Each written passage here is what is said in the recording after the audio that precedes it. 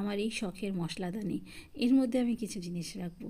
এই মশলাদানিতে আমি কোনো রকম কোনো গুঁড়ো মশলা রাখবো না, শুধুই কিছু ফোড়ন দেওয়ার মশলা রাখবো আর বড় যত্নে এটাকে রাখবো।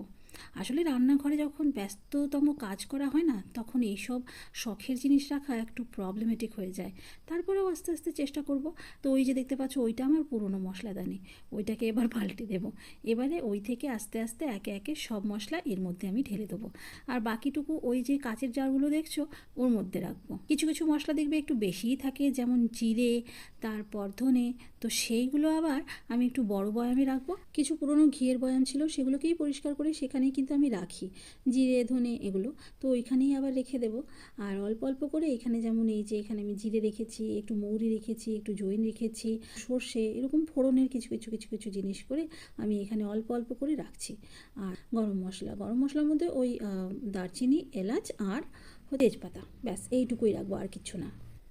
তো এইবারে দেখো এটা গোছানো হয়ে গেছে, এটাকে এবার এইভাবে আমি ঢেকে রেখে দেবো। আর এর উপরে একটা রুমাল রেখে দেবো,